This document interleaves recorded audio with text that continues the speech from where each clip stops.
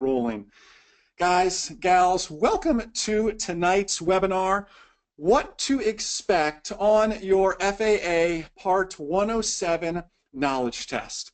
I have so much great information I want to share with you all tonight and really take you inside of the FAA, their testing standards, and how it operates.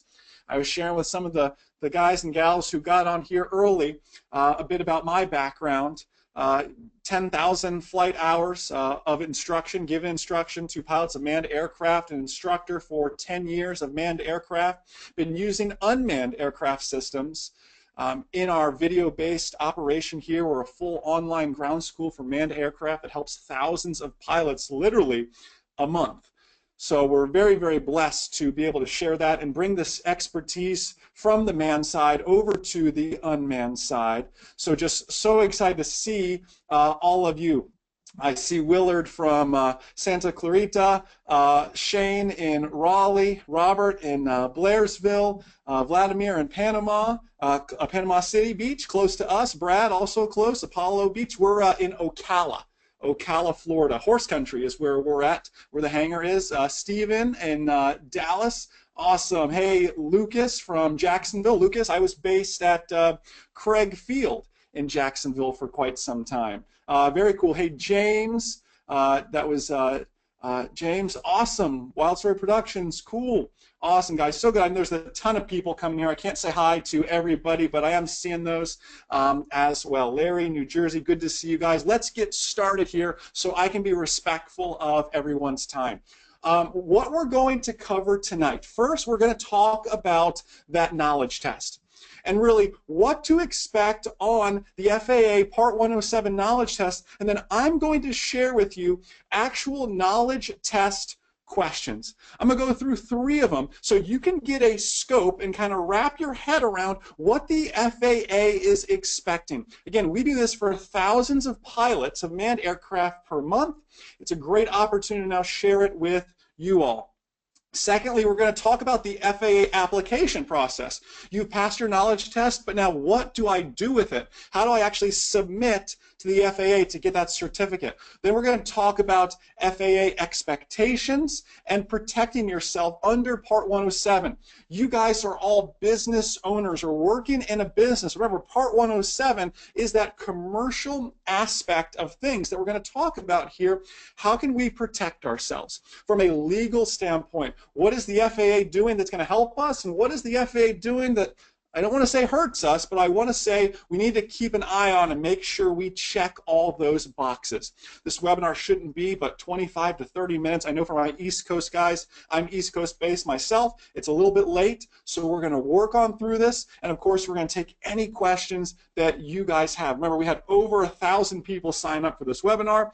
We're getting close to that now. So I'm not going to be able to take every question. We're going to get pretty darn close to helping you guys out. Now, you might be wondering, who is this guy that's sharing stuff with me? A little bit about myself. Like I said, 10,000 hours of manned aircraft instruction. That's teaching other students in manned aircraft. I was named AOPA. AOPA is the Aircraft Owners and Pilots Association. It is the largest pilots association of manned aircraft around.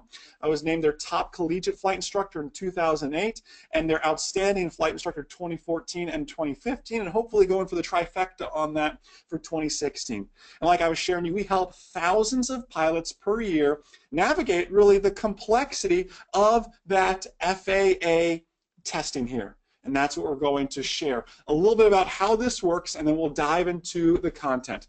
I'm going to present.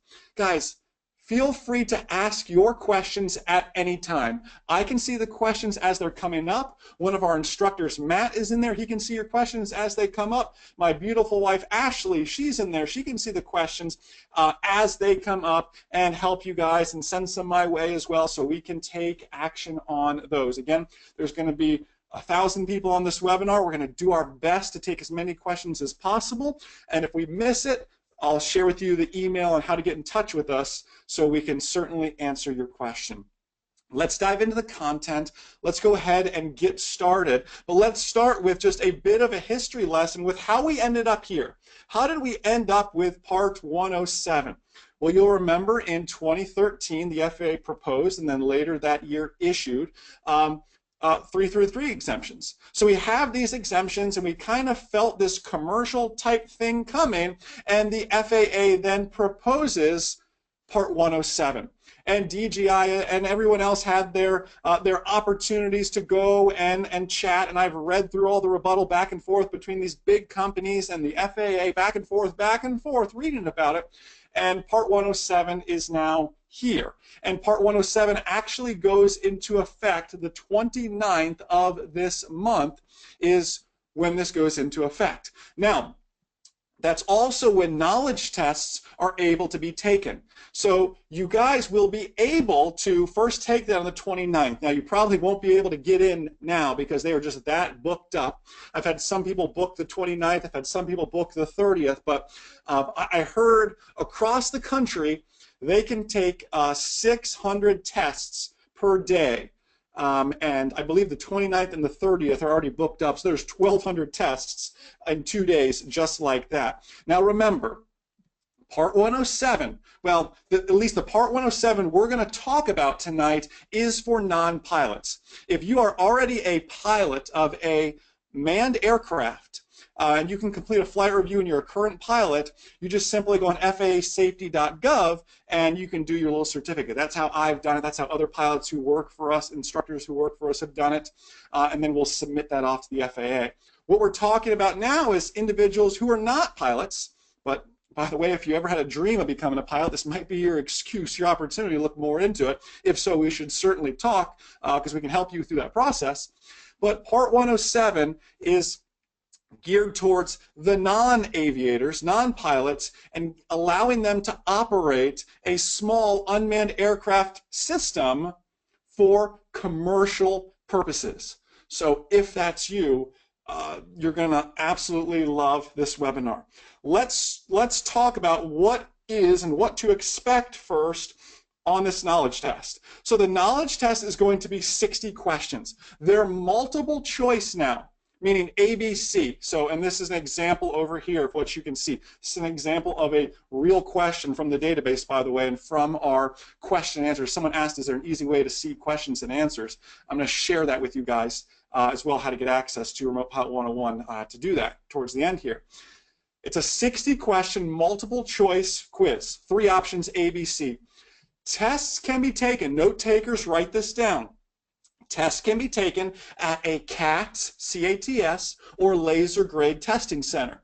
Actually, we're going to be at Interdrone in Las Vegas next month in September, and CATS is our neighbor, which is awfully appropriate since we're helping prep people for those tests anyway. So if you're going to Interdrone, come out and see us, by the way.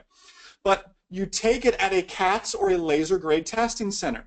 You're going to have 2 hours to complete the test, and a 70% and above is considered passing. Now, here is how it's all broken down. 15 to 25%. This is the FAA's graphic right here. This is not Jason Schappert's graphic that I made estimating the database for you. This is straight from the FAA. 15 to 25% of the questions are going to be on Part 107 regulations. Another 15 to 25, a decent sized chunk, on airspace and requirements. A smaller bit on weather, an even smaller bit on loading and performance, like this question you see here. And then the largest chunk is actually on operations. So, to those of you who've said, like, oh, I don't think I really need to study. I think I'm just going to read the Pilot's Handbook of Aeronautical Knowledge, and I think I'll be fine.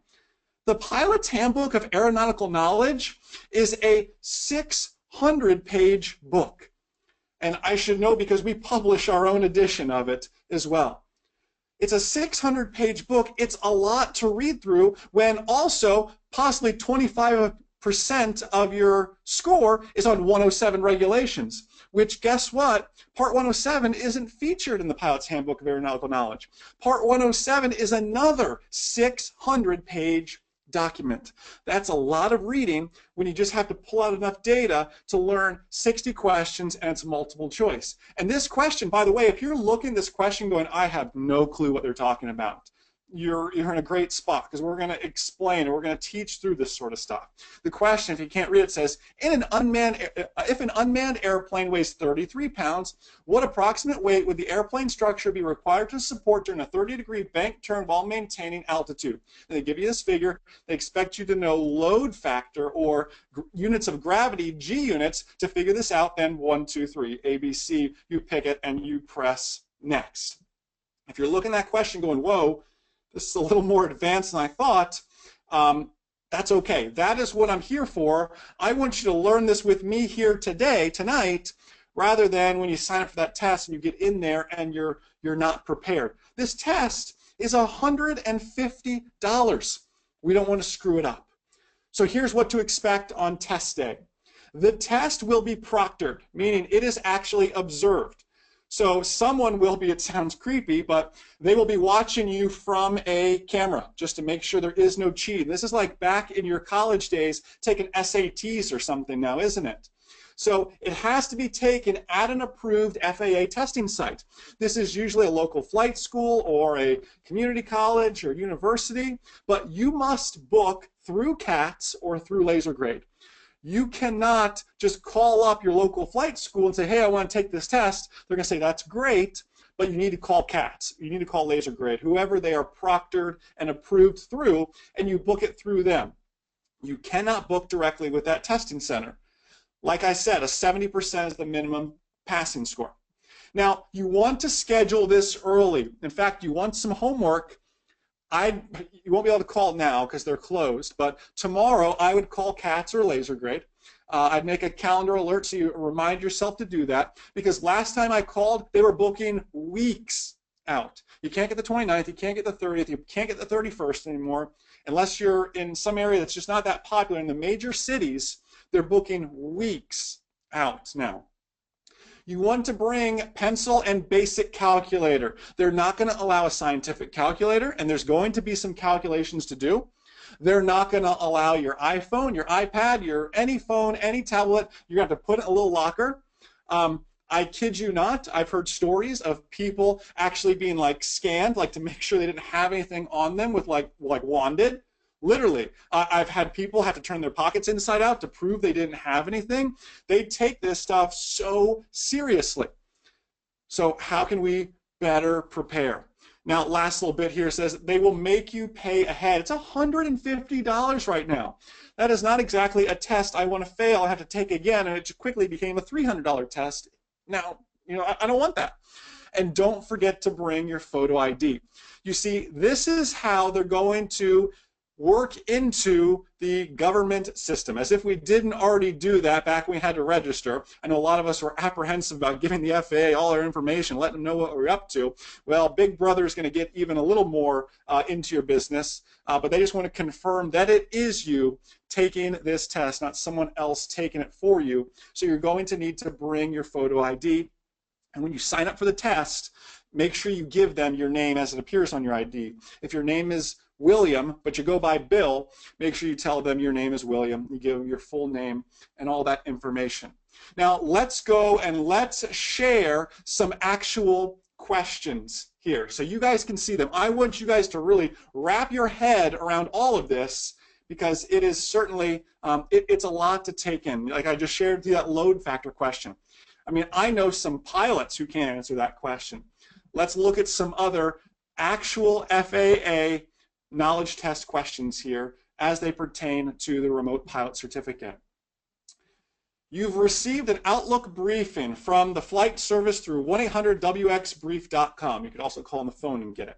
The briefing indicates you can expect a low-level temperature inversion with high relative humidity. What conditions would you expect? Then we read, is it light wind shear, poor visibility, haze, and light rain? Smooth air, poor visibility, fog, haze, low clouds. Turbulent air, poor visibility, fog, low stratus type clouds, and showery precipitation. This gets into, if you're a pilot, you remember the characteristics of stable and unstable air. If you're a pilot, you remember that. If you're not a pilot yet, you might be looking at this question going, this is like a little more in-depth than I was thinking this test was going to be. I'm going to have to do some serious prep towards this thing now. Let's look at another one here together. This one is part of that operations, that big, makes up at least 45% here. According to 14 CFR Part 107, which is what we're discussing, a small UAS is an unmanned aircraft system weighing, is it 55 kilograms or less? Is it less than 55 pounds or 55 pounds or less? Now let me stop here, because one thing my pilots of manned aircraft can relate to is the FAA. They are professionals at trying to trick you. They're going to put some in here. They're going to put in some answers that are throwaways. Like, okay, I know it's not kilograms. I can throw that one out. But then you get to, is it less than 55 or is it 55 or less? Oops, sorry, I went too far ahead. And you look at that and go, I know it has to do with 55, but does it include 55 or does it not include 55? And this is where they really work to trip you up in this case. This is where studying is going to benefit you greatly. Now, obviously, if you're in the business, you're going to know this one here a little bit, but we have that there for you. Now, here's a kicker one. It says, refer to Figure 12, the aviation routine weather reports, or the METAR. The wind direction and velocity at JFK is from, and they give you this. Now, I kid you not, I cannot make this stuff up. Again, I'm not the one that made this test. This wouldn't have been in there, but I have to share it with you. They expect you, as the remote pilot in command, to be able to read and decipher METARs. I apologize, this image is blurry. It's not my image, it's the FAA's image. But you look at this, they want you to read the METAR at JFK. And I can go through and I'll read it for you really quick. This is a special report at JFK. It came on the 12th at 1853 Zulu. The winds, what we're looking for, 180 at 4, half statute mile visibility, fog, runway 4, visibility 2,200 feet, overcast clouds 500, temperature 20, dew point 18, altimeter 3006. And I did that, and I expect pilots to be able to do that. But we're going to expect pilots of unmanned aircraft now to be able to read and decipher. This is called a raw METAR, not a translated METAR. You can find translated METARs here. And I actually talk about this in our remote pilot course. I share with you how to read a METAR like this. But I also share with you, you need to know this to pass your written test. In the real world, this is how you can do it as a remote pilot. Now, I make my manned pilots learn it just the raw way, but you guys can learn both ways here. But these are the types of questions they're going to ask you, and they're going to look at you and say, hey, Andreas, hey, Stephen, hey, Robert, hey, Barry, hey, Chris, what's the weather at JFK right now? And you're going to go, well, it's really crummy. It's half statute miles and fog. The visibility down runway 4 is only 2,200 feet. But do you see what I'm getting at here? This is the whole premise of this is the idea that you just can't read the Pilot's Handbook of Aeronautical Knowledge. You just can't go in there and expect to read this book and pull out everything you need to know. Now, if you want to be a pilot, the Pilot's Handbook of Aeronautical Knowledge is an excellent place to start. But you're just trying to satisfy the FAA's need to be a commercial UAS operator. Remote pilot in command is the new term you need to learn here. You're just trying to do that. I don't need all 600 pages, and then by the way, you still have to learn Part 107, another 600-page document. There's a lot more to this test, and the FAA is asking a lot more of these pilots than I would personally. And you know, not only is the Pilot's Handbook of Aeronautical Knowledge overkill, but nor does the course on FAAsafety.gov cover everything. In fact, if you've seen the course that the FAA put out, it's a decent course.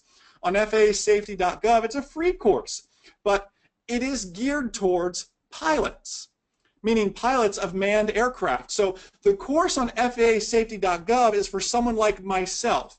I'm already a pilot. I go on FAAsafety.gov, I take their course, I take their test, I pass, and I submit to it. It's great. It was geared towards me already being a pilot. That course is only for those types of people. If you are not a pilot, you have to go and take the Part 107 knowledge test, which is those questions I was just explaining to you. It's going to be a lot. It's going to take some work. Please don't think you can just walk in willy-nilly and pass this thing. 70% is the score minimum to pass. And here's a tidbit of information too.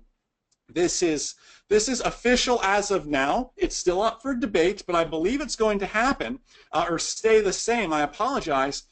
The FAA is going to require you, the commercial unmanned aerial systems operator here, to pass this test every 2 years, which sounds crazy, but the FAA needs a way to verify that you're still current and you're still active.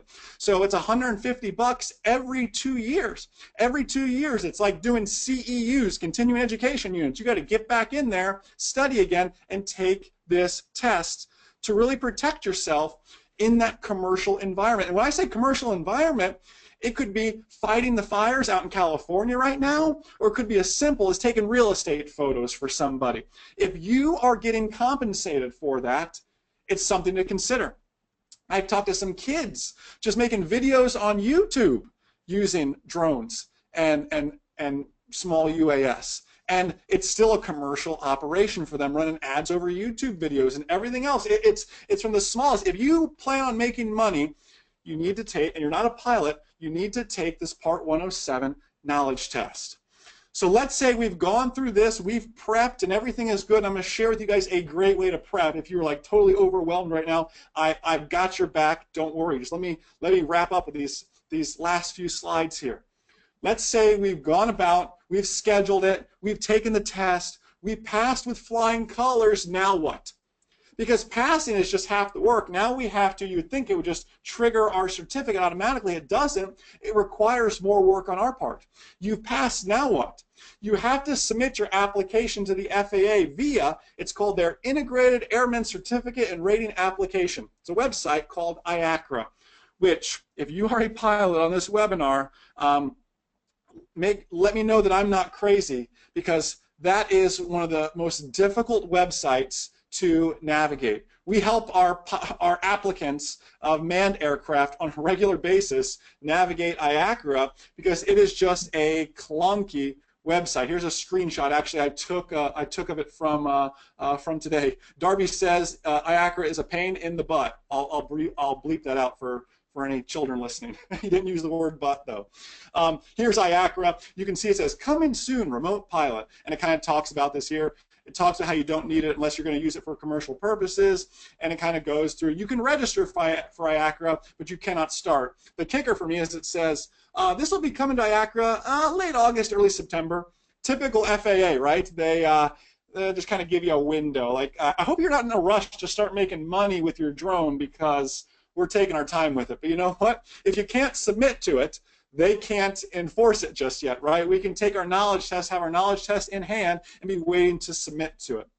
And listen, this is something, by the way, that we're helping our customers with. So if you use us to pass your remote pilot knowledge test, we're going to help you guys with IACRA and make some step-by-step videos and some tutorials to just make it plug and play easy, because it is so complex to really navigate and figure everything out. So we are here for you guys with that, and I'm certainly help you with that. Steven says IACRA is a pain to get around. Yeah, you're absolutely right. It is a hassle, no doubt.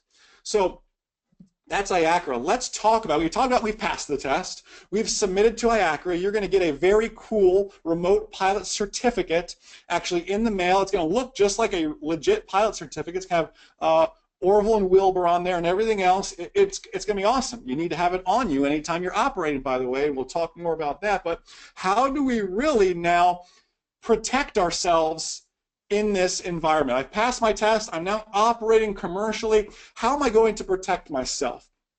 Well, let me ask you this. How many of you here, you can just type in me in the question box if this applies to you, how many of you here are actually logging your flight time?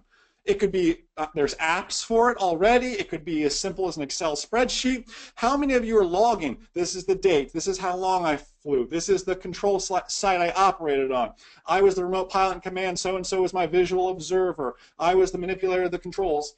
And you put this information down and date it and cover yourself. Anthony says, me and my crew, Stephen, Todd, Mark, Carlos, Sean, John, Mike, Lonnie, Daniel, Glenn, a lot of other ones, Jeff, Brian, absolutely. You guys who are logging your time are so smart.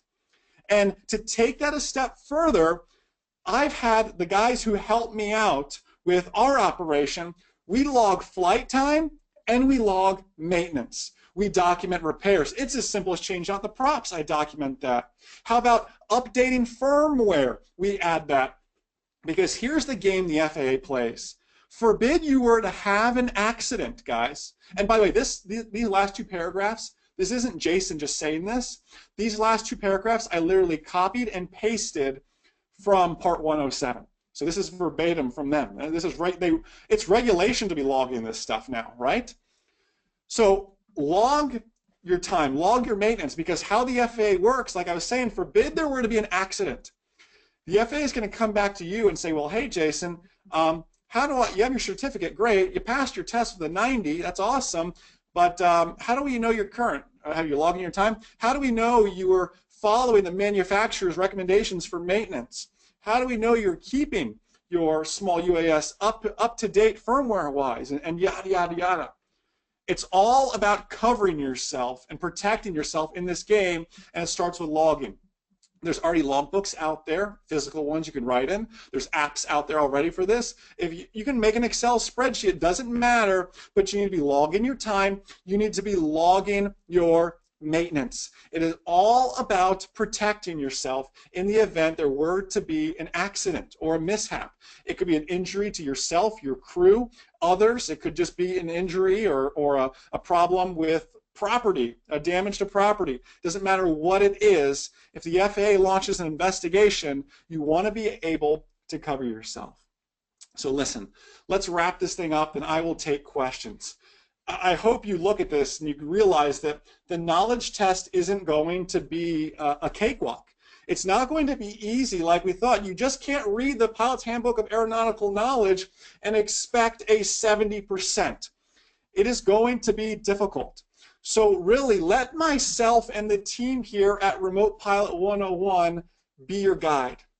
We're launching our written test prep, our knowledge prepware, not only for helping you pass the knowledge test, but help making you a safe, real-world remote pilot in command, helping you read those METARs, work through PIRAPs, work through these different load factor items, and these words that may sound foreign to you now won't be, because we're going to work through it together. Our course is 51 full 4K quality training videos. You're going to see the actual FAA questions. I have a database of these questions where you can go through and they will randomly change each time, and you can just take that test over and over. You're going to watch the video so you have a knowledge base and then take those questions over and over. I'm going to help you, and myself and the team's going to help you here navigate IACRA to submit that application as soon as applications open. And the best part is the course is yours for life. So like we spoke about, the FAA is making it. Just every 2 years you have to do this. Well, the course is yours for life. And right now we're running a promotion that you can get that course for just $99. It's yours for life. Go to remotepilot101.com to check it out. You'll see the video, you'll see the buy now buttons, you can take action on that, you can get into those videos tonight. For those of you that have your knowledge test booked for the 29th, the 30th, the 31st, you need to get studying. Hop in there, take a look at all those videos, see the actual FAA questions. We'll help you submit the applications when they open. And again, this course is yours for life, including updates. Anyone who is a customer of ours on the manned side of things, know we are always up to date and always keeping our course up to date for you. So the course you take today, in 2 years when you come back to do it again, because it's yours for life, the videos are going to change, the question database will have gotten better, and it's going to improve over time and make it easier for you all. Now, this price is limited to those first 1,000 people, and then from there, the price is going up. So, remotepilot101.com, let us be your guide and help you really navigate the complexity of FAA testing. So we're going to work through this. I'll leave this screen up and let's dive into questions now. Again, you ask your questions by typing into that handy dandy GoToWebinar control panel underneath the questions tab. You can work and go through it that way. Myself, my wife Ashley, Matt, one of our instructors, we're going to get in touch with you. They'll type you an answer back, or I'll read some out for you guys now. Someone asked here, what if I have a FAA 333 exemption? Your Section 333 exemption remains valid until it expires. Yes, and you can continue to fly on those limitations of your exemption. So we have that there for you as well. And again, this is 107, by the way, is for those who want to operate commercially as well. Let's take some more questions here. I'm going to work to pull these up, and let's start taking action on some of these. Will the webinar be replayed? Yes, absolutely. The recording is going to go up on our YouTube channel, and I'm going to email it out for anyone that came up late. So there's that for you.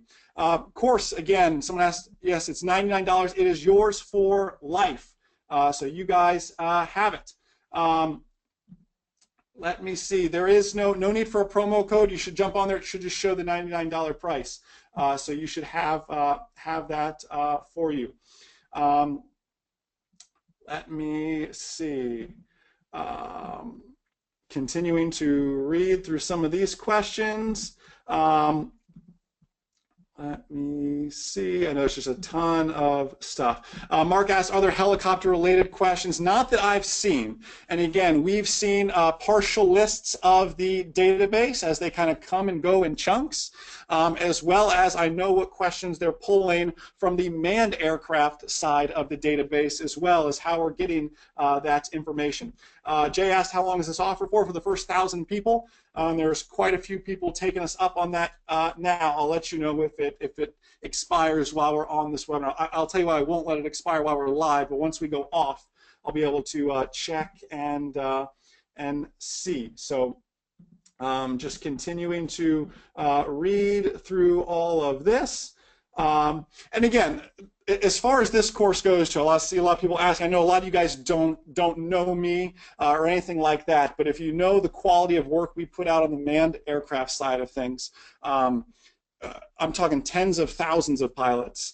We've helped with stuff. If you like I'm the one that teaches in all these videos you see. So if you like my teaching style, if you were delivered value this evening, you're going to absolutely love the course. Thank you, Robert, for your purchase. I appreciate that. Lindsay asked, can we schedule our 107 exam online? So the answer is sort of. So Lindsay, I had some friends do this recently. I was helping them get their 107 knowledge test done, and they did it online, but CATS and laser grade still had to call them to schedule a time. You can't, we're talking like, they're not government businesses, obviously, but they sure operate like them. They're great companies, but clunky technology. So you can put in all your information and pay online, Lindsay, but then someone's going to call you to schedule. You can just put in there like, hey, I'd like to take it this day. I'd like to try to take it at this time in this area. And they're going to call you with what's available. So really the easiest way to do it is just get someone on the phone, because you're going to have to get someone on the phone anyway. So hopefully all, 9 a.m. comes around tomorrow when CATS or laser grade opens, and you could try both. And the best way to do it is go on their websites now and see where is the nearest testing center to you, is how to do that. How long will this course take an average person, was asked by Bill. Again, assuming, this is how I'll answer that question. Bill, you've got a 9-to-5 job, you've got a family, you've got an hour to commit to it a night, Monday through Friday. This course could be done in in that case, in a week and a half, 2 weeks. It's 51 videos. And some of the videos, the longest videos, almost 20 minutes, talking about VFR sectional charts, the maps we use, and longitude and latitude. There's a lot of that stuff in there.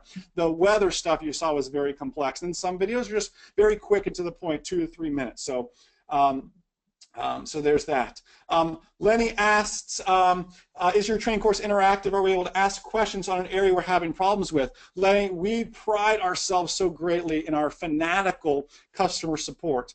You'll have our office number. You'll have a live chat. We respond to questions within 24 hours if we're not there immediately, because we do travel a lot for business. Like I told you, we'll be at Interdrone here soon as well. So just a lot of I love our support, man, and obviously I have a strong bias to it, but we are here for you guys with that, no doubt. Travis asked a great question. How long will it take to get a remote PIC certificate after submitting to IACRA, and can I operate while waiting? So this is how that's going to work. That's a great question, Travis. Thank you.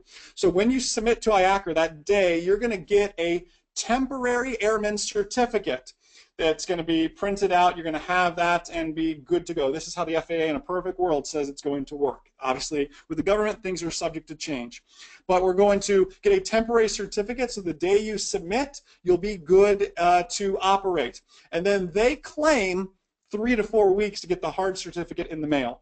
I've had, for some of my manned pilots, it take as long as 120 days, which is basically almost expired for the temporary certificate. It just depends how backed up they are. I imagine these first ones are going to take a little bit longer because, like I told you, there's 600 people taking this knowledge test per day and then all trying to hit IACRA. IACRA's going to, remember back when we had to register our drones and we crashed the website, the FAA website? I mean, there are 400,000 manned pilots in the database. 600,000 people in one day registered their drone and crashed the FAA website. I imagine this is going to be pretty similar. They'll be pretty backed up, but you will have a temporary certificate to operate. Someone asked, is there a limit to the number of times you can take the written? The answer is no. It's whatever your wallet will financially allow. It's still going to be $150 a pop every time you take that. So failure isn't, I don't like talking about failure. You know, it certainly happens. I totally get that, but I believe it's a mindset thing with me, certainly. You're going to pass with flying colors. If you fail, yes, you can take it again. It's still another $150, but remember, this is something that still stays on your FAA record. So again, forbid there were to be an accident. But if you have an accident and the FAA launches an investigation on your commercial operation and they look and go, wow, you failed the knowledge test. It took you 2 times to pass it. You passed on the 3rd time, let's say. You failed it 2 other times. You're not going to look so hot in their eyes right off the bat. They're going to look at you as like, who is this fly-by-night guy or gal? You understand what I'm saying there? So that's just that. So Lucas, thank you for your purchase. I really I appreciate that. He says, you guys are stuck with me for life now too. Well, Lucas, that's a good problem to have. I appreciate it, my friend. Let's see. Ish, yes, absolutely. Absolutely. Yes, Ken, you're right. This is, Ken asked, it's a proctored test as opposed to an online class. So what you're purchasing from me is the online class to go take the proctored test, if that makes sense to you. I'm not selling 107 certificates. You're going to pay $99 for this course for life. I'm going to prep you for that proctored test. Then when you go to CATS or laser grade, that's $150 to them, and you're going to go out there and take the test with them. And obviously, because you used our course, you're going to pass with flying colors with that. Someone asked, can I display the percentages of the subject areas again? Yeah, I sure can for you. Let me go back over to that slide real quick and play it. Oops, play it here so you can see that nice and big. So again, back to that theory, Anthony's the one who asked for this. Okay, operations is the biggest area. Great. You understand operations. You've been living it every day, but do you understand operations as the FAA defines them? Is the term crew resource management new to you? Is the term visual observer new to you? These are the FAA is coming up with these definitions we need to know and understand. And then we dive into the other big areas are airspace and requirements, which falls into that. Also the VFR sectional chart and regulations. I didn't talk much about VFR sectional charts. I have an image, actually this one here, the background of this. This is a sectional chart, and it's literally going to ask you, I cannot make this stuff up. I was so amazed at the questions of this. They're going to come to you and say, hey, here's the Leesburg Airport. What kind of airspace is Leesburg? And you're going to have to know that a dashed blue line is Class Delta airspace, and it goes up to, but not including, 1,600 feet. And you're going to have to know that. They're going to say, hey, what kind of airspace is Sanford over here? Oh, it's a solid magenta line, so it's Class Charlie airspace. This shelf goes from 1,300 to the top of the Class Bravo airspace, overlying it.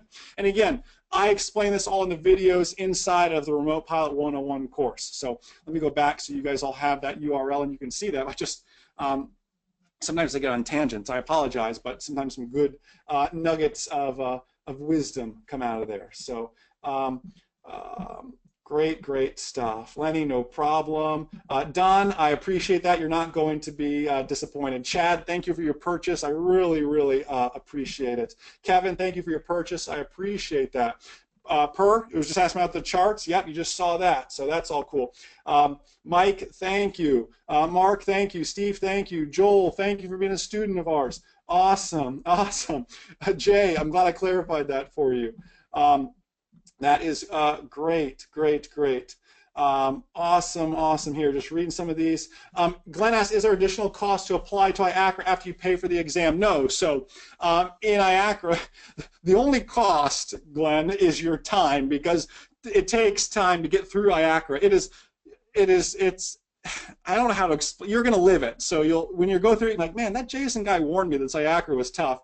Maybe I'll ask him for his help. And again, I'm going to have tutorials and step-by-step directions on how to get through it. Obviously, it's not open just yet, but literally, trust me, the minute it opens, I'll be the first one in there and be making a step-by-step and a video for you guys. So all great stuff. Awesome. Thank you. Yes, Wayne, lesson 10, you're seeing in there is the final exam. So at the end of each video lesson in remotepilot101.com, there's going to be a few quiz questions after that, some short, just one question, some 2 or 3. When you get to the final exam is built in our course to feel exactly like the test you're going to take. It's 60 questions, you got 2 hours to do it, and you go through it that way. At the end of it, it'll say, congratulations, Wayne, you got this one right, but Wayne, you got this one wrong, but most importantly, it'll tell you why. Wayne, this is why A is the answer and not B, and here's why. So you have that, and you can take a screenshot of that or write it down to save it so you have those notes, and when you go back to that final exam, Wayne, you go to take it again, well, guess what? The test is going to randomize itself again and pull from the database, give you different questions, move around ABC, so it's different for you each and every time, and you can continue to take that as many times as you want until you're comfortable for that actual knowledge test. Steve asked, do we have to deal with our local FSDO at all? Flight Standards District Office is what FSDO stands for. And Steve, as of my understanding right now, that is not the case. If anything changes, it's going to be, and again, I really think a lot's going to happen these next few weeks too. This is why I've got your back with all this stuff, because if anything does change, the only thing that will happen is they're going to need a flight instructor perhaps to endorse you to take the test, or have a flight instructor actually approve you to go into IACRA. Luckily, I'm a flight instructor. We have 4 or 5 other flight instructors on payroll here who can help you through that process. So you're covered either way as the FAA really finalizes this stuff, and we have it all. So that's great. Shane asked, is there a list of accepted calculators? There's not necessarily a list, but how they define it is a basic 4-function calculator. I can add, subtract, multiply, divide. Nothing scientific, no square root type stuff, all that. And I can't make this up. They're going to look at your calculator and make sure it's nothing too terribly fancy. They're going to look at it, make sure you didn't write anything down on there. I've had people, if you wear a long sleeve shirt, they're going to make you roll up your sleeves to make sure you didn't write anything on your sleeves. It's like we're back in high school or college again, taking the SATs, and we got someone on a camera or someone standing over our shoulder. It is a legit proctored test. It's kind of nerve-wracking. You get the test day kind of jitters. It's not just like taking a test online, because you have to go somewhere, and it's an intense little test. And to get where I'm at in my flight training, I'm now a rated airline transport pilot. I don't fly for the airlines, but could if I wanted to. I just got it to get it. I've probably taken 7, 8, probably almost 10 of these knowledge tests before, and it makes me nervous every time. It's just that sort of stuff. James, awesome. I know it will, my friend. Thank you for your purchase. Very cool. Darby asked a great question. What's the difference between your course and the free course on the FAA website? So I'll go back to that slide real quick so you can see it. Where was it? Here. So the FAA safety.gov, I imagine, Darby, is what you're talking about here. And the FAAsafety.gov, it is a free course, but it is a free course for someone who's already a pilot of a manned aircraft. If you're already a pilot of a manned aircraft, you go through there, and then from there, you just submit to IACRA after you pass that. So if you are not a pilot, the course on FAAsafety.gov will teach you a thing or two, but that's it, really. It's not going to do you any good with that. Yes, it is free, but it's geared towards pilots, not towards someone like yourself who just wants to be a remote pilot in command in that case. So hopefully that answers you with that. Let's see, Eric, yeah, we talk about some real-world flight planning stuff in the course. And again, if you go to remotepilot101.com, I have the course outline there, all 10 lessons. You can click and see the titles of each lesson and how it applies. Thank you, Carlos, for your purchase. I really, really appreciate that. Let me see. Yeah, Chad, I don't know. He asked, do I think there'll be any future remote check flights, like a check ride, like a manned pilot would take? I don't know. And again, the definition of small UAS right now is 55 pounds. So beyond that, as we start flying larger stuff, quite possibly with that. Dane, yes, you will receive a copy of this. The recording is going to get emailed out. Literally, I'm going to sign off when I do. I'm going to upload the recording to YouTube, and I'm going to send out an email so you guys have all this sort of stuff. So. That's cool. Robert, thank you for your purchase. I appreciate that. Charles asked, what about student pilots? So, Charles, unless you are a certificated pilot, so you're a student pilot, I imagine you're working on getting close to your solo cross countries, all that.